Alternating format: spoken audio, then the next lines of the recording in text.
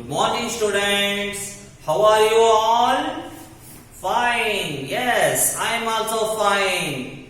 Now, are you ready to learn the next steps of crop irrigation? Yes. Well, what we studied in previous class? In previous class, we studied about crops production. Now, today in this class, we will study about the traditional methods of irrigation as well as modern methods of irrigation. What do you mean by irrigation? Yesterday we studied, no? The supplying water to the fields in a regular interval of time. Okay, regular interval of space. That is known as irrigation. Now we see what are the traditional irrigation. In olden days, in some days ago, our elder peoples are using these traditional methods of irrigation. First one is moat. M-O-A-T. Moat means pulley system. ಅಂದ್ರೆ ಬಾವಿಯಿಂದ ನೀರನ್ನು ಸೇದ್ತಾರಲ್ಲ, ಬಾವಿಯಿಂದ ನೀರು ಸೇದೋದು ಅದು that is the pulley system.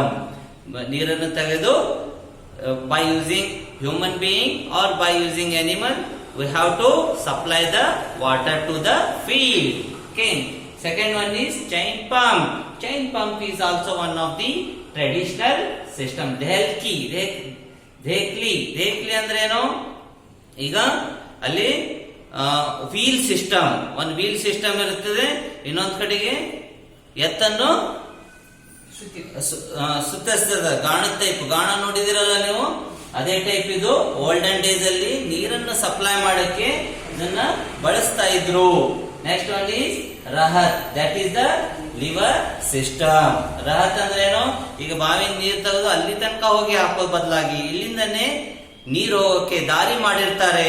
ಬೆಳೆಗಳ ತನಕ ನೀರು ತಲುಪುತ್ತೆ. ಇಲ್ಲೇ ಒಂದ್ ಕಡೆಗೆ ನೀರು ಹಾಕಿದ್ರೆ ಅಲ್ಲಿ ತನಕ ನೀರು ಹೋಗುತ್ತೆ. That is the rahat or lever system. ಇವು ನಾಲ್ಕು ಮೆಥಡ್ ಅಲ್ಲಿ, ನಾಲ್ಕು ಟ್ರೆಡಿಷನಲ್ ಮೆಥಡ್ಸ್ ಗಳಲ್ಲಿ ಕಾಮನ್ ಆಗಿರ್ತಕ್ಕಂಥದ್ದು ಯಾವುದು? That is the pumps. Okay. Pumps are commonly used for lifting water. ನೀರನ್ನು ತೆಗೆಯೋಕೆ ಪಂಪ್ಸ್ ಗಳನ್ನು ಯೂಸ್ ಮಾಡ್ತಾ ಇದ್ರು. nowadays ಅಂದ್ರೆ nowadays ಇಲ್ಲಿ ಮುಂದೆ ಬರುತ್ತೆ. ಈಗ pumps are commonly used for lifting the water. ಈಗ ಪಂಪ್ಸ್ ಯೂಸ್ ಮಾಡ್ಬೇಕಂದ್ರೆ ಪಂಪ್ಸ್ ಗೆ ಯಾವ ಎನರ್ಜಿಯನ್ನು ಬರಬೇಕು? ಇಲ್ಲಿ ಡೀಸೆಲ್ ಯೂಸ್ ಮಾಡಬಹುದು, ಇಲ್ಲಿ ಬಯೋಗ್ಯಾಸ್ ಅನ್ನು ಯೂಸ್ ಮಾಡಬಹುದು, otherwise electricity and solar energy ಕೂಡ ಇಲ್ಲಿ ಯೂಸ್ ಮಾಡಬಹುದು. Is used to run these pumps. Okay. Now we go to the modern methods of irrigation. Modern method of irrigation ಅಲ್ಲಿ ಎರಡು ಮಾಡರ್ನ್ ಮೆಥಡ್ ಗಳು ಬರ್ತವೆ. ಅವು ಯಾವಂದ್ರೆ ಸ್ಪ್ರಿಂಕ್ಲರ್ ಸಿಸ್ಟಮ್, ಇನ್ನೊಂದು ಡ್ರಿಪ್ ಸಿಸ್ಟಮ್. ಎರಡು ಸಿಸ್ಟಮ್ ಇದಾವೆ ಇಲ್ಲಿ. One is the sprinkler system, second one is the drip system. Sprinkler system ಅಂದ್ರೆ ಎಲ್ರಿಗೂ ಗೊತ್ತು. ಕಾರಂಜಿ ಟೈಪ್, ಕಾರಂಜಿ ಹೋದಾಗೆ ನೀರ್ ಬಿಡ್ತಾರಲ್ಲ, ಕಾರಂಜಿ ಟೈಪ್ ಆಗಿ most of the parks and gardens, in gardens they are using the sprinkler system. ದೂರ ತನಕ ನೀರ್ ಹಾಕೋದು, ಹೋಗಿ ನೀರ್ ಹಾಕೋದು ಆಗಲ್ಲ ಪ್ರತಿಯೊಬ್ಬರಿಗೆ. Okay. That is water man what he will do, he will on the sprinkler system. ಅದು ತಿರುಗ್ತಾ ಇರುತ್ತೆ. ಆ ಕಡೆ ನೀರ್ ಬಿಡ್ತಂದ್ರೆ ಹಿಂಗ್ ತಿರುಗುತ್ತೆ, ಆ ಕಡೆ ಈ ಕಡೆ, ನಾರ್ತ್ ಸೌತ್ ಆದ್ಮೇಲೆ ಈಸ್ಟ್ ವೆಸ್ಟ್ ಸೈಡ್ಗೆ ನೀರು ಹೋಗುತ್ತದೆ. That is the sprinkler system. Drip system ಅಂದ್ರೆ ಹನಿ ನೀರಾವರಿ. ಡ್ರಿಪ್ ಸಿಸ್ಟಮ್ ಅಂದ್ರೆ ಹನಿ ನೀರಾವರಿ. Okay. All of you know about that. Now we go to the protection from weeds. Weeds ಅಂದ್ರೆ ಏನು? What do you mean by weeds? WEEDS. Weeds ಅಂದ್ರೆ ಏನು ಹೇಳ್ತೀರಾ? Yes, weeds. What do you mean by weeds? Protection from weeds. It is very necessary. Weeds ಅಂದ್ರೆ ಏನು? ಈಗ ಬೆಳೆ ಬೆಳೆದಿರ್ತಾರೆ, ಮಧ್ಯದಲ್ಲಿ ಹುಲ್ಲು, ಕಸ, ಕಡ್ಡಿ, ಅದು ವೇಸ್ಟೇಜ್ ಬೆಳೆದಿರುತ್ತದೆ. ಕಳೆ ಅಂತ ಹೇಳ್ತೀವಲ್ಲ ನಾವು, ಅದು ಬೆಳೆದಿರುತ್ತೆ. ಕಳೆ is known as weeds. Weeds ಅದನ್ನ ಇಂಗ್ಲಿಷ್ ಅಲ್ಲಿ ಹೇಳ್ತಾರೆ, ಕನ್ನಡದಲ್ಲಿ ಇದನ್ನ ಕಳೆ ಅಂತ ನಾವು ಪ್ರೊನೌನ್ಸಿಯೇಷನ್ ಮಾಡ್ತೀವಿ. ದ ಅನ್ಡಿಸೈರೇಬಲ್ ಪ್ಲಾಂಟ್ಸ್, ಅದಕ್ಕೆ ಇನ್ನೊಂದು ವರ್ಡ್ ಇಂಗ್ಲಿಷ್ ಅಲ್ಲಿ ಹೇಳ್ತಾರೆ ಅನ್ಡಿಸೈರೇಬಲ್ ಪ್ಲಾಂಟ್ಸ್. ಅನ್ಡಿಸೈರೇಬಲ್ ಪ್ಲಾಂಟ್ಸ್ ಅಂದ್ರೆ ವೀಡ್ಸ್, ಆಯ್ತಾ. The undesirable plants may grow naturally along with the crop are called weeds. Okay, the undesirable plants they are growing along with the crop are known as weeds.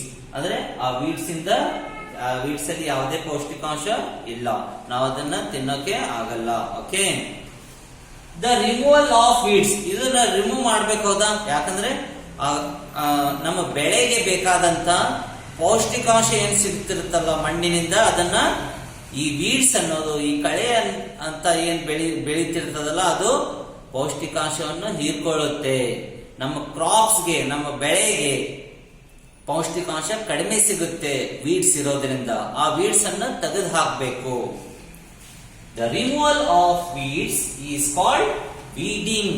ಅದಕ್ಕೆ ಏನಂತಾರೆ, ತೆಗೆಯುವಂತ, ಆ ಕಳೆಯನ್ನು ತೆಗೆದು ಹಾಕುವಂತ, ತೆಗೆದು ಒಂದ್ ಕಡೆ ಬೀಸಾಕೋಕೆ ಅದಕ್ಕೆ ನಾವು, that process is known as weeding.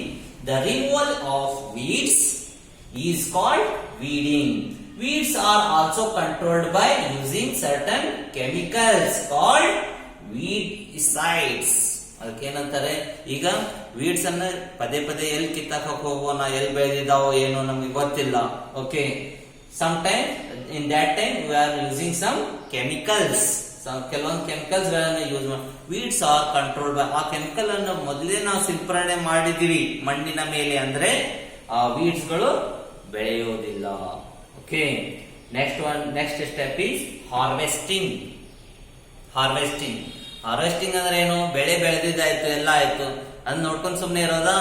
No, ಅದನ್ನೇನ್ ಮಾಡ್ಬೇಕು, the cutting of crop after it is mature is called harvesting. ಬೆಳೆಯನ್ನು ಸಂಪೂರ್ಣವಾಗಿ ಬೆಳೆ ರೆಡಿ ಆದ್ಮೇಲೆ ಅದನ್ನೇನ್ ಮಾಡ್ಬೇಕು, ಕಟ್ ಮಾಡಬೇಕು. The cutting of crop after it is mature is called harvesting. Harvesting ಅಂತ ನಾವು ಕರೀತೀವಿ, ಬೆಳೆಯನ್ನು ಕಟ್ ಮಾಡೋದು ಹಾರ್ವೆಸ್ಟಿಂಗ್.